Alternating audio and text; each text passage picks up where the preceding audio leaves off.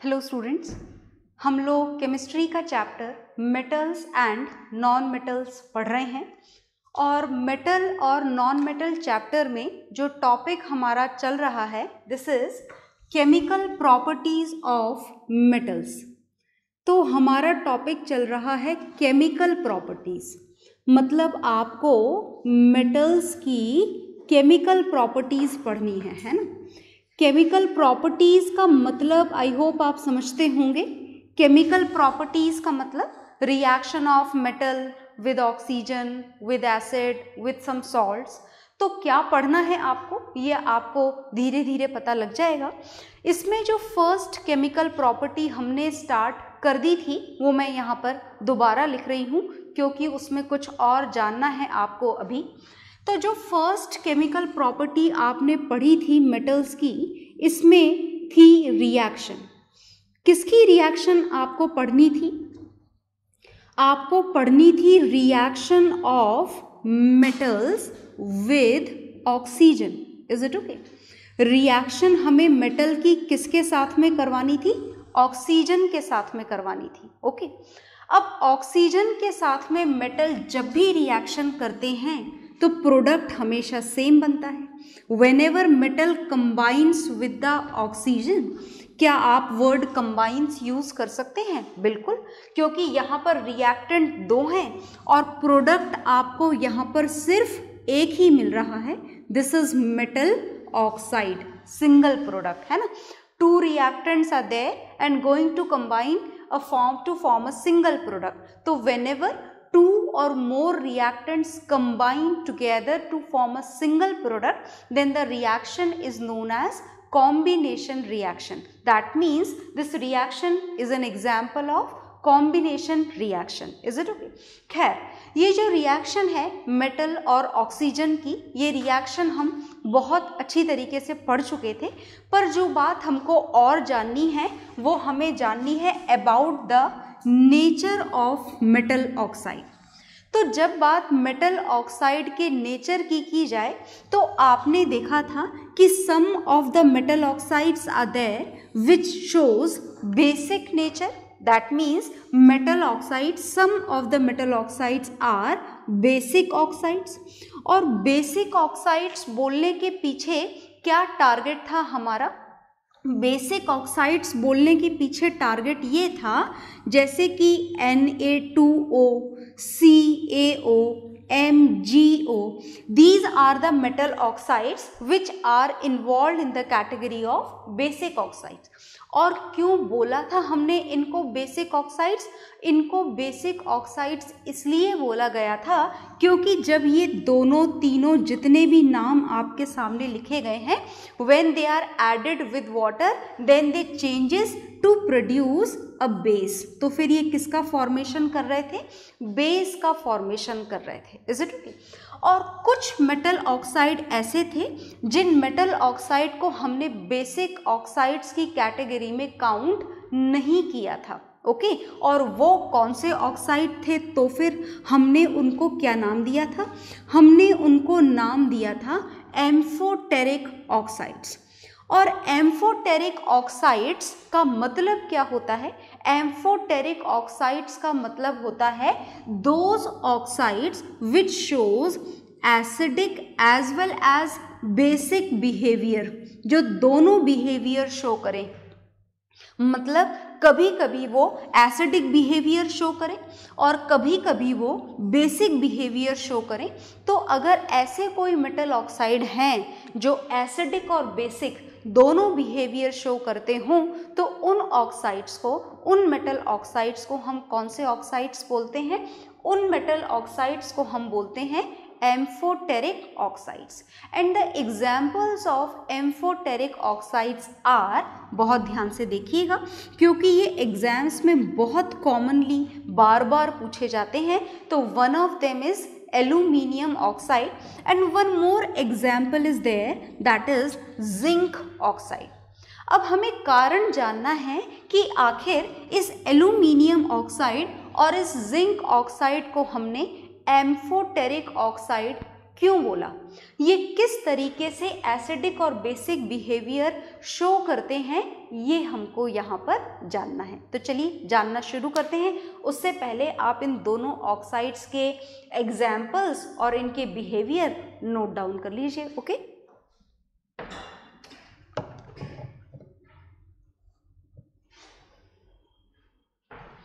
तो आपने ये नोट डाउन कर लिए होंगे। तो अब हम जो जानना चाहते हैं, हम कारण जानना चाहते हैं कि एल्यूमिनियम ऑक्साइड और जिंक ऑक्साइड को आखिर एम्फोटेरिक ऑक्साइड क्यों बोला जाता है, how they are going to show both of the behaviour acidic as well as basic. तो इसका कारण हम जानने जा रहे हैं।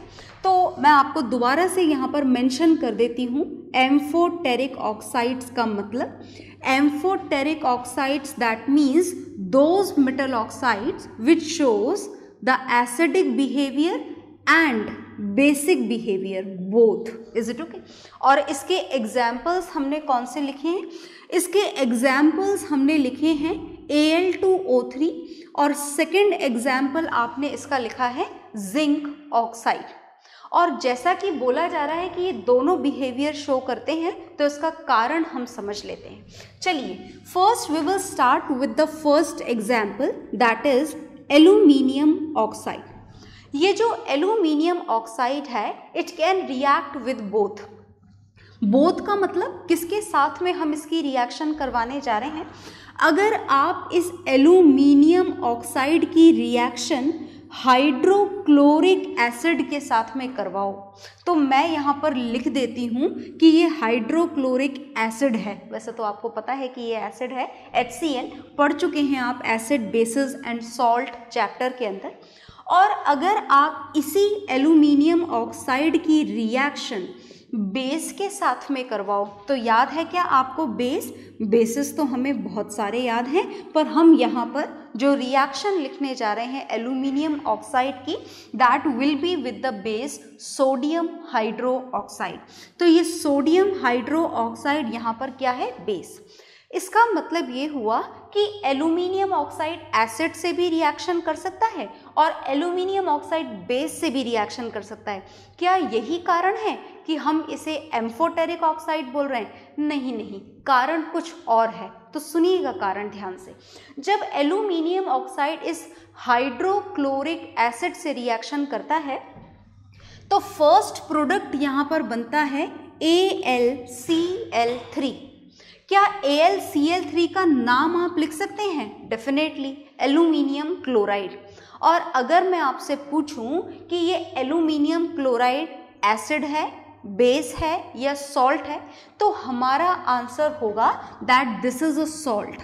सॉल्ट ही है ना ये, एसिड तो ये हो नहीं सकता as it doesn't have hydrogen ion.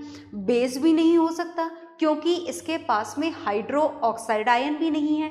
मतलब ये क्या है? This is salt, chloride salt है ये। आ गई बात समझ में? और क्लोराइड सॉल्ट के साथ में फॉर्मेशन होता है वाटर का। किसका फॉर्मेशन होता है? वाटर का। तो अगर आप यहाँ पर इस एल्यूमिनियम ऑक्साइड के बिहेवियर को जज करना चाहें, तो वो जजमेंट कैसे होगा? देखिएगा ध्यान से। This hydrochloric, this is an acid, ये एसिड है, और प्रोडक्ट क्या बन रहा है? प्रोडक्ट बन रहा है सॉल्ट एंड वाटर। तो सॉल्ट एंड वाटर प्रोडक्ट तो तब बनता है when acid combines with a base. Is it okay? आपको याद है ना, इस रिएक्शन को क्या बोला जाता है?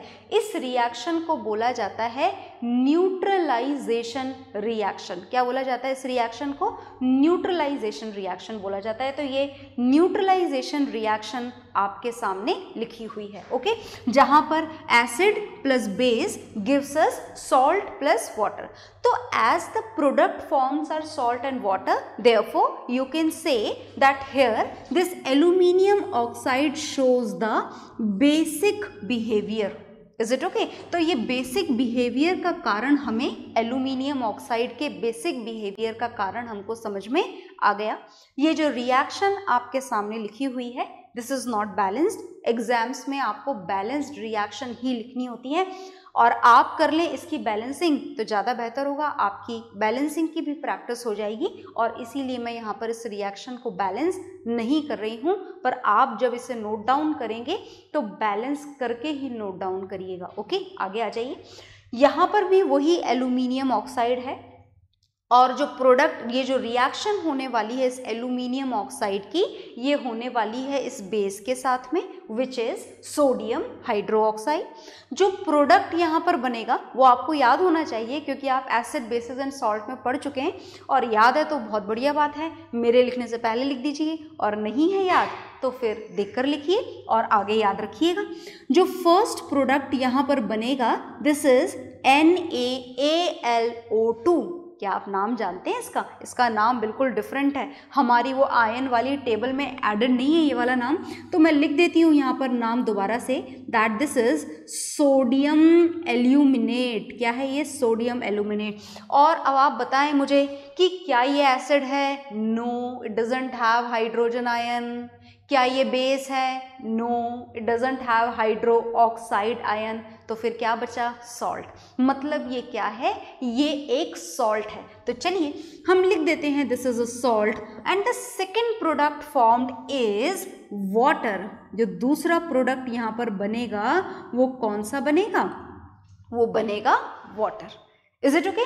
तो ये है sodium aluminate which is salt and this is water. और देखिए दोबारा से रिएक्शन हो रही है बेस की एक पर्टिकुलर कंपाउंड के साथ में, और प्रोडक्ट बन रहा है सॉल्ट प्लस वाटर। और हमें पता है कि when the bases react with acid then only these products are formed, salt and water. That means again in this reaction this aluminium oxide shows the acidic behavior, and here in the above reaction this aluminium oxide shows the basic behavior.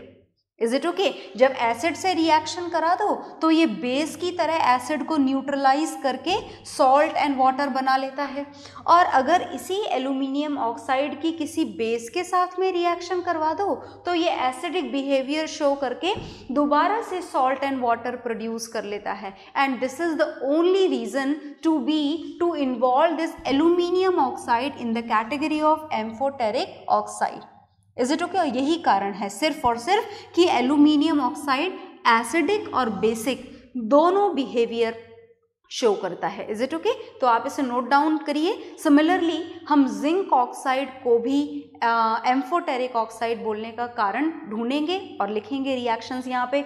Both of the reactions are unbalanced and the balancing work is left for you. Is it okay? तो वो करना ज़रूर है आपको, है ना, और साथ में नोट डाउन भी करना है। तो दोनों काम कर लीजिए जल्दी से। ओके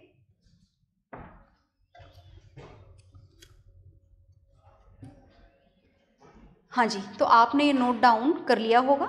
अब हम जिंक ऑक्साइड के लिए भी कारण ढूंढेंगे। वैसे अब आप मेरे बिना बताए भी रिएक्शन लिख सकते हैं। रिएक्शन इस चैप्टर में बहुत सारी हैं और आप कोशिश करें रिएक्शंस को समझने की। कुछ रिएक्शन को समझा जा सकता है और कुछ रिएक्शन को समझा नहीं जा सकता है, याद ही रखना पड़ता है। तो अभी जो मैंने आपको दो रिएक्शन लिखी यहाँ पर जो बताई, उनको आप समझने से ज़्यादा याद रखने की कोशिश करें। ये लर्न करने वाली रिएक्शन है। इसका जो बेसिक फॉर्मेशन है, जो कॉन्सेप्ट है फॉर्मेशन ऑफ प्रोडक्ट का, वो फिलहाल आपके लिए समझना थोड़ा मुश्किल है। तो जो प्रोडक्ट यहाँ बन रहे हैं वो आपको याद रखने पड़ेंगे। अब सेकेंड रिएक्शन हम देखने जा रहे हैं। सेकेंड रिएक्शन में भी आपको वही काम करना है, जिंक ऑक्साइड के एम्फोटेरिक ऑक्साइड होने का कारण ढूंढना है। आपको ये पता लगाना है कि ये जिंक ऑक्साइड एसिडिक और बेसिक बिहेवियर कैसे शो करता है। Is it okay? तो चलिए ढूंढते हैं कारण। और ये बिहेवियर पता लगाने के लिए हम सबसे पहले जिंक ऑक्साइड की रिएक्शन एक एसिड के साथ में करवा देते हैं। सेम एसिड सेलेक्ट कर लें, हाइड्रोक्लोरिक एसिड कर सकते हैं, आप कोई और भी सेलेक्ट कर सकते हैं। इस वाली रिएक्शन को कॉन्सेप्चुअली थोड़ा समझा जा सकता है as this is you can say this is a part of double displacement reaction. याद है ना डबल डिस्प्लेसमेंट रिएक्शन? आयंस क्या होंगे यहाँ पर? एक्सचेंज होंगे। ओके इसके आयंस तो पता है ना, zinc ion and oxide ion.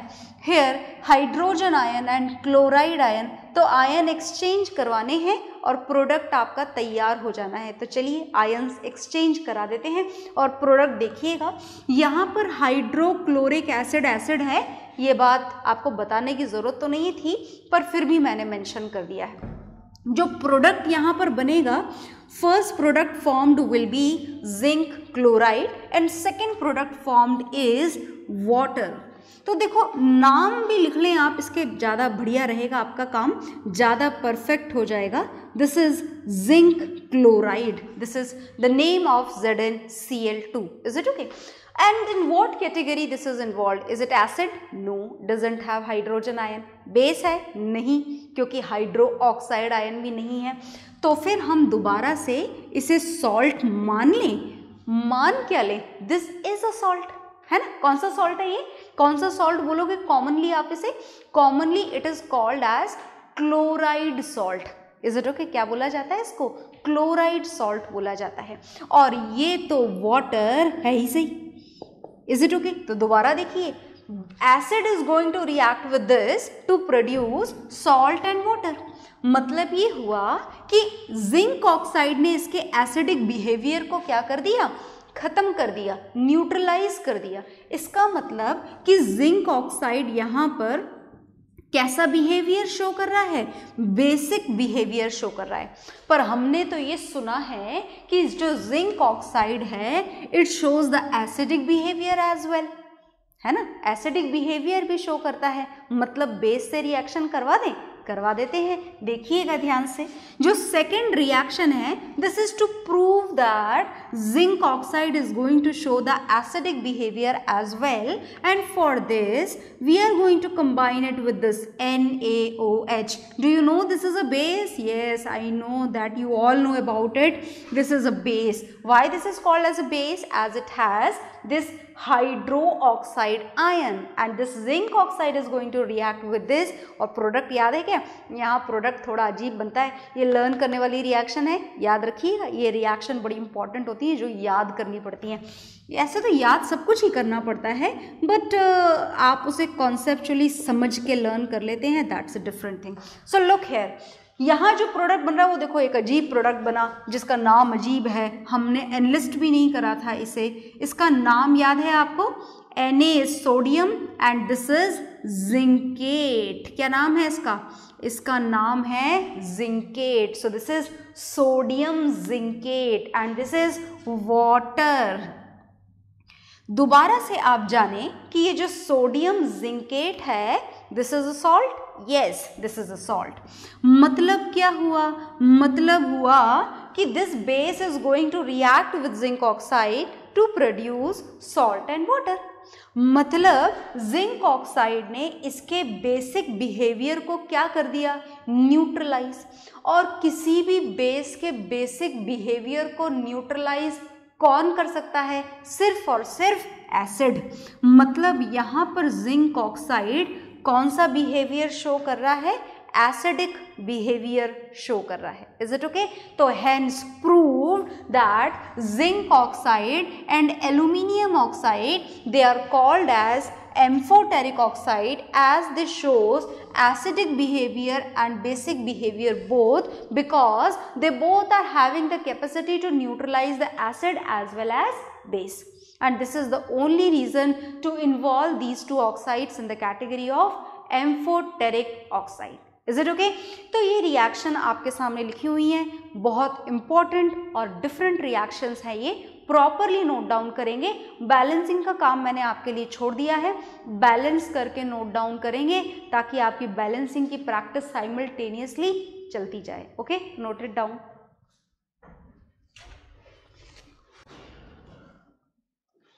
तो आपने ये नोट डाउन कर लिया होगा, और इसको नोट डाउन करने के साथ साथ हमको आज बहुत ही इम्पॉर्टेंट रिएक्शन और बहुत ही important word that is amphoteric oxide बहुत ही क्लियरली समझ में आ चुका है। पर इसको सिर्फ समझने से काम नहीं चलेगा, समझने के साथ साथ इसको बिल्कुल परफेक्टली लर्न भी करना पड़ेगा। क्या अब हमारी ये केमिकल प्रॉपर्टी खत्म हो गई?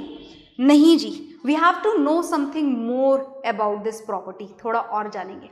देखिए, थोड़ा और जानने से पहले मैं आपके सामने यहाँ पर रिएक्टिविटी सीरीज मेंशन कर देती हूँ दोबारा से, as this is important for each and every chemical property of metal. Is it okay?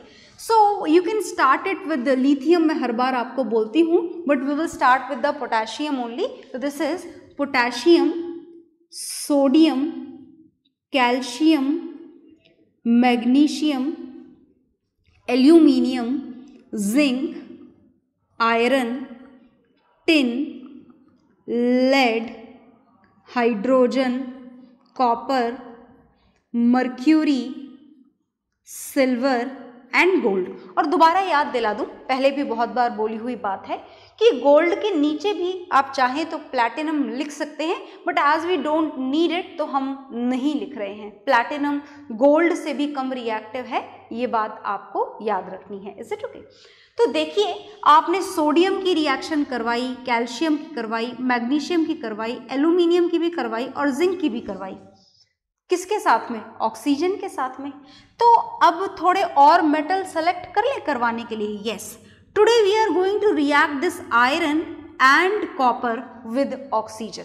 हम आयरन और कॉपर की भी ऑक्सीजन के साथ में रिएक्शन करेंगे। जैसा कि आपको याद होगा, मैं दोबारा याद दिला दूं, जैसे जैसे आप नीचे जाते जा रहे हैं, जो मेटल्स की रिएक्टिविटी है ये क्या होती जा रही है? डिक्रीज होती जा रही है। क्या होती जा रही है? Decrease. That means according to this particular reactivity series, the most reactive metal is potassium and the least reactive metal is gold out of these elements only, not out of 118 elements. Is it okay? चलिए, तो आगे चलते हैं और आगे अब हम reaction of metal with oxygen करवाने जा रहे हैं। और फिलहाल जो हम करवाने जा रहे हैं, this is the reaction of iron with oxygen. हम किसकी रिएक्शन करवाने जा रहे हैं? ऑक्सीजन के साथ में आयरन की रिएक्शन करवाने जा रहे हैं। तो करवा ले रिएक्शन। देखिएगा ध्यान से, जब बात आयरन की जाए तो आयरन बड़ी ही मुश्किल से ऑक्सीजन से रिएक्शन करता है, नॉर्मली नहीं करता है ना। मतलब धीमे धीमे पड़े रहने दो और आयरन डस्ट काम में लो तो रिएक्शन थोड़ा ज़्यादा अच्छी तरीके से कंप्लीट हो जाती है। तो this iron, when this iron reacts with this oxygen, तो प्रोडक्ट देखना क्या बनता है? बड़ा इंपॉर्टेंट प्रोडक्ट बनता है। जो प्रोडक्ट यहाँ पर बनता है वो बनता है Fe3O4। अब ये हमारे लिए एक बहुत बड़ा क्वेश्चन मार्क है कि आखिर ये Fe3O4 क्या होता है। ओके, तो चलिए जानते हैं।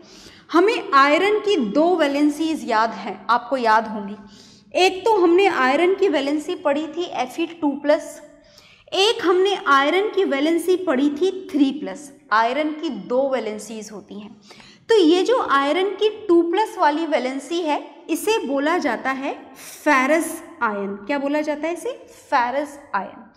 और ये जो आयरन की 3+ वाली वैलेंसी है, इसे बोला जाता है फेरिक आयन। क्या बोला जाता है? Ferric ion. चलो पूरा ही नाम लिख देते हैं, ferrous ion and ferric ion. अगर आयरन ऑक्सीजन से Fe2+ की फॉर्म में रिएक्शन करे तो क्या प्रोडक्ट बनेगा? देखना ध्यान से। Fe वैलेंसी 2+, ऑक्साइड की वैलेंसी तो हमेशा कांस्टेंट रहती है, दिस इज 2-, तो 2+ और 2- कैंसिल हो जाएंगे और प्रोडक्ट बन जाएगा FeO। और इस FeO को हम बोलेंगे फेरस ऑक्साइड। क्या बोलेंगे इसको हम? इसको हम बोलेंगे ferrous oxide. Is it okay? Similarly, when we talk about this Fe3+, so when this Fe3+ is going to combine with oxide ion, then what will be the product formed? The product formed will be Fe2O3. And this Fe2O3 is ferric oxide. क्या नाम है इसका? Ferric oxide. So when this iron reacts with this oxygen, then both of the products can be formed. Ferrous oxide as well as ferric oxide. तो इन दोनों के mixture को ही हम क्या बोलते हैं? Fe3O4।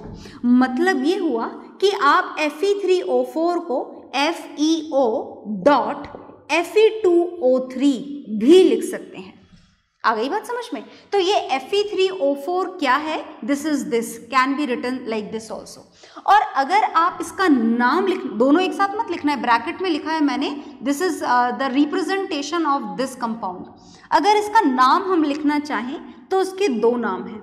एक तो यहाँ पर आयरन दोनों वैलेंसी शो कर रहा है, इस वाले में देखी जाए तो 2+, इस वाले में देखी जाए तो 3+, और इस कारण से इसको बोला जाता है आयरन सेकेंड थर्ड ऑक्साइड। आ गई बात समझ में? और अगर आप इसका दूसरा नाम लिखना चाहें तो as Fe2+ ion and Fe3+, both of the ions are there, therefore it can be written as ferrous ferric oxide। तो ये बन जाता है ferrous ferric oxide। So whatever is there on the board, note it down।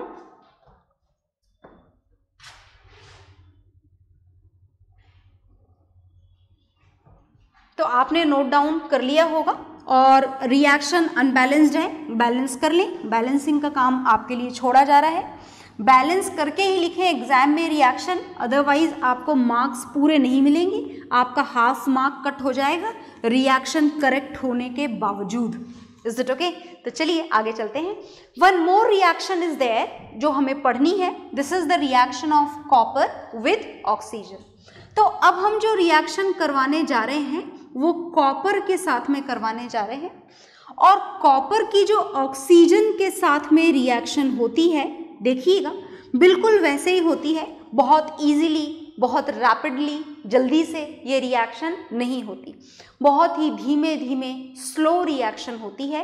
When this copper is going to react with oxygen, धीमे लंबे time तक heat करते रहो कॉपर को ऑक्सीजन की प्रेजेंस में, तो धीरे धीरे एक लंबे टाइम के बाद में रिएक्शन कंप्लीट होती है, और जो प्रोडक्ट बनता है वो बनता है CuO।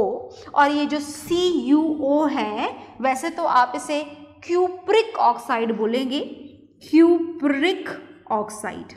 यहाँ पर कॉपर की वैलेंसी 2+ काम में आई है, and 2+ copper 2+ ion is cupric ion, so the compound is cupric oxide. इसका कलर भी बहुत इंपॉर्टेंट है, this is black in colour, this copper oxide is black in colour. Reaction को आप बैलेंस कर लें। बैलेंस कैसे करेंगे मैंने कर दिया है, यहाँ पर सीखने के लिए कुछ नहीं था आपके पास में, this is very simple balancing, पर फिर भी आप हमेशा बैलेंसिंग का ध्यान रखेंगे। Is it okay? तो इसी रिएक्शन के साथ में ये जो फर्स्ट केमिकल प्रॉपर्टी है मेटल्स की, that is the reaction of metals with oxygen, it is done. और नेक्स्ट क्लास में हम पढ़ेंगे मेटल्स की next chemical property. Okay, bye everyone.